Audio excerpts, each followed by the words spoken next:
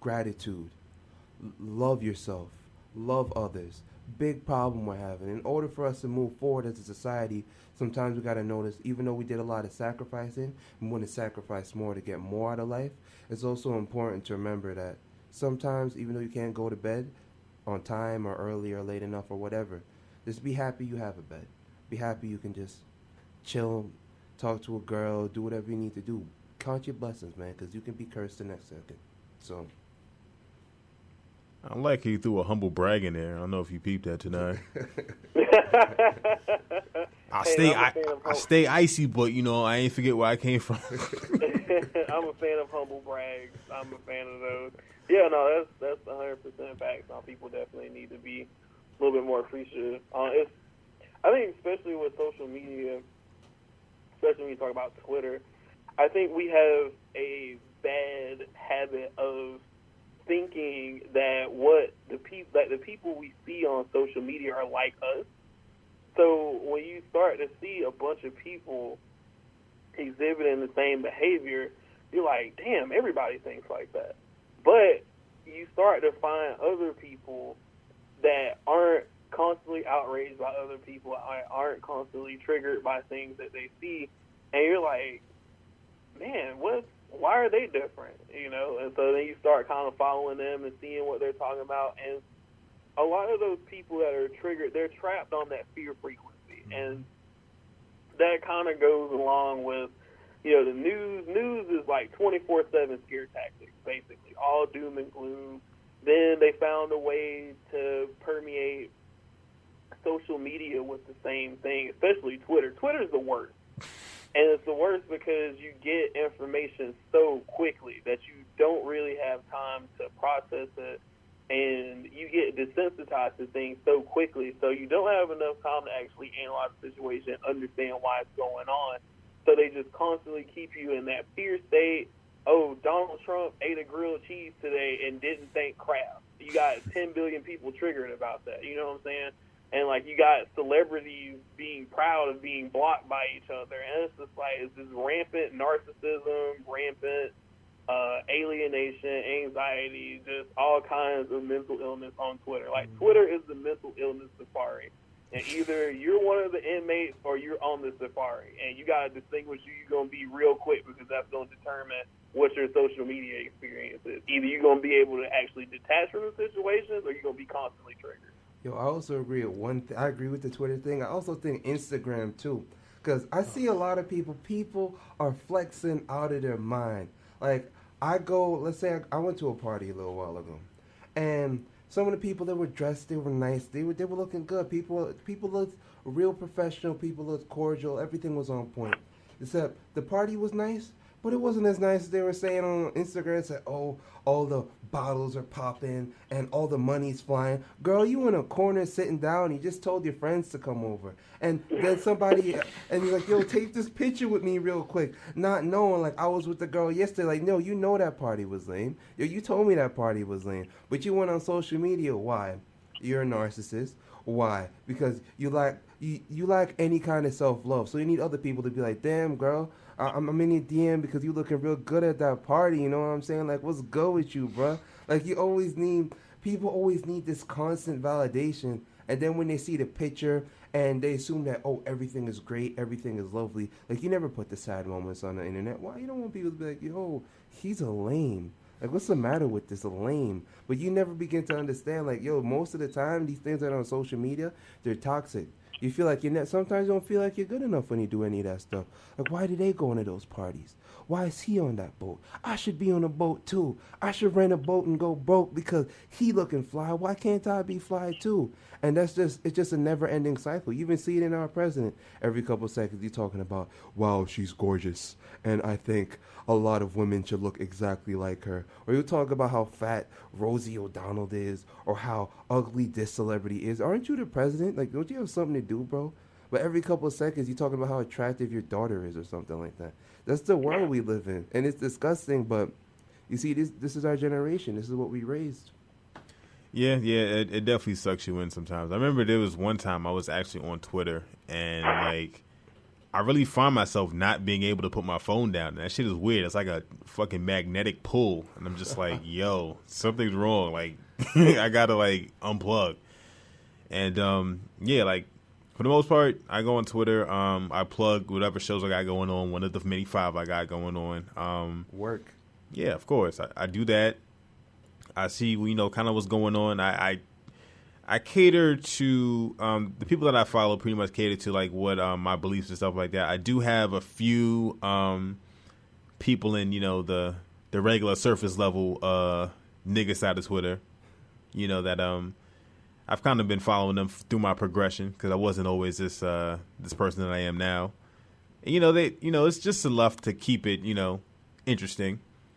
But yeah, it's so much just misinformation. It's just so much filth and so much filler that doesn't really amount to anything. It's a lot of toxic energy, and sometimes you got to spare your subconscious.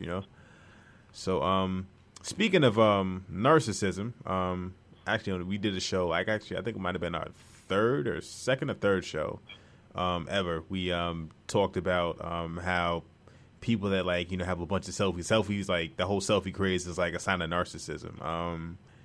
Tanai, do you want to speak on that? Anything? Does that make sense to you? Yeah. So I actually did a whole podcast about mental illness and talked about it in the context of anxiety, alienation, and narcissism. So for people that don't know that are listening, I'm the host of Segregationist Papers. It is on Greatness Podcast Network, so you can check us out over there. But shameless plug. Shameless plug. Yeah, there we go. So I did an episode. This is my longest solo episode about anxiety, alienation, and narcissism, and I talked about that specifically because of Dr. Frances Cress Welsing's work, the ISIS Papers. I don't know how many people are familiar with the ISIS Papers, but she talks about these 3 attributes as being the core of Western civilization, and she breaks them down from a psychological aspect. And if you pay attention to how people interact with each other, you see all 3 of those characteristics on a daily basis. Whether, like you said, on Instagram, you got a lot of people taking selfies. There's just a lot of people flexing in general. You got people doing these drink challenges where they're drinking whole bottles of liquor, but it's actually tea. So it's like, all right, you got your little 15 minutes of fame or 15 seconds of fame.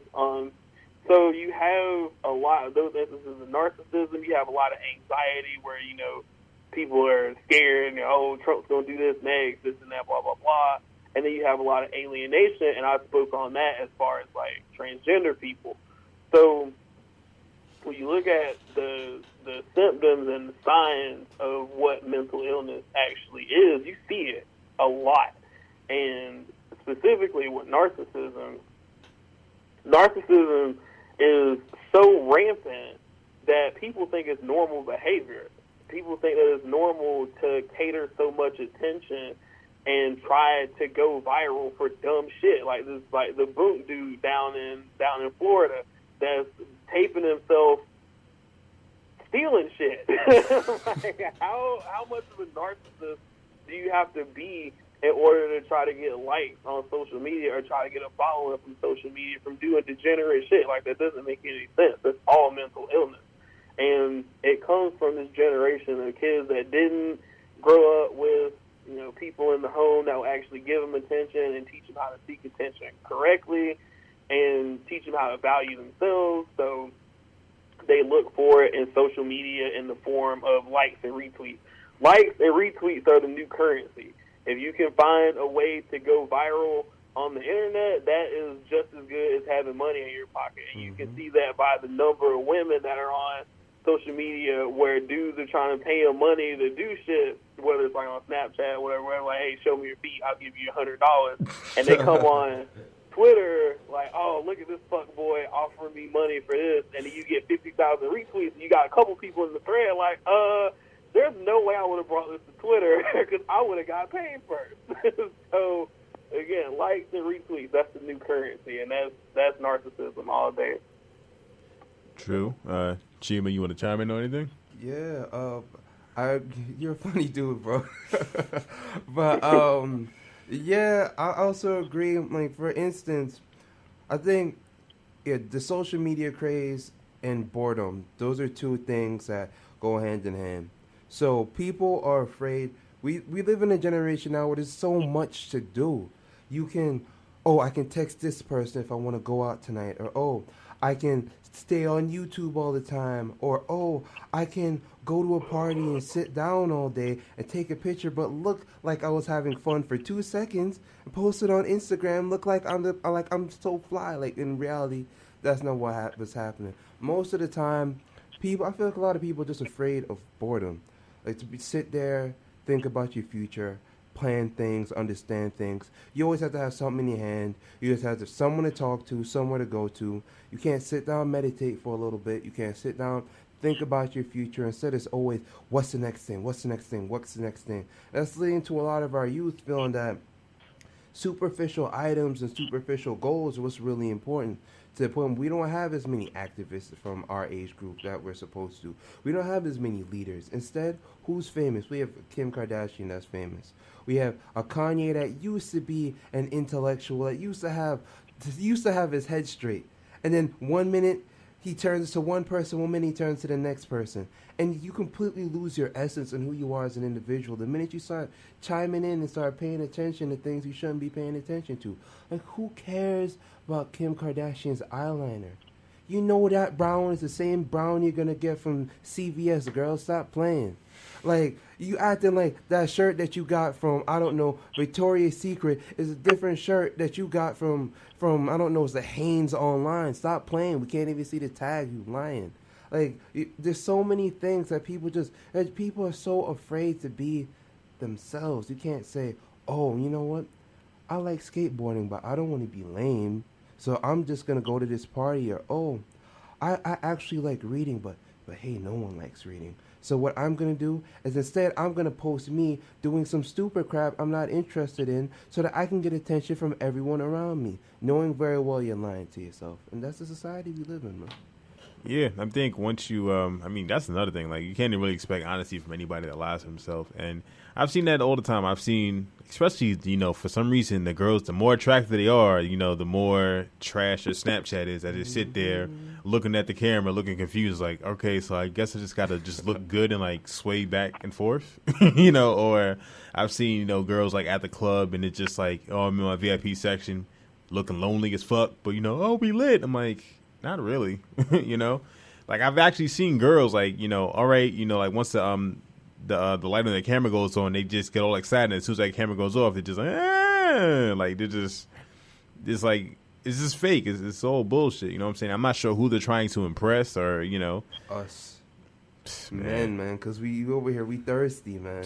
We trying to get everything and the kitchen sink, bro. We want the grass, we want everything. You can't.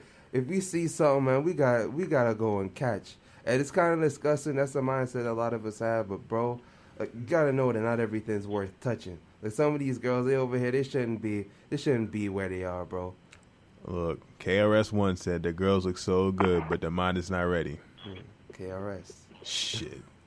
Speaking of mentally unstable women, or just people in general, we're not gonna single out the women, especially with no women here to defend themselves. What do you think we need as far as taking our mental health seriously and making serious strides to just be better, well-rounded individuals to, kind of push the culture forward?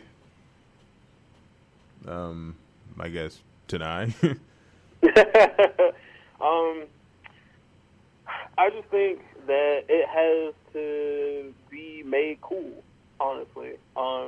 Like, a lot of people were talking about Jay-Z and talking about 444 and saying the economic empowerment and talking about those things, and Timeline's on fire, right? And you just kind of sitting there looking like, we've been talking about this for a while. Did it really take a rapper for y'all to really get it?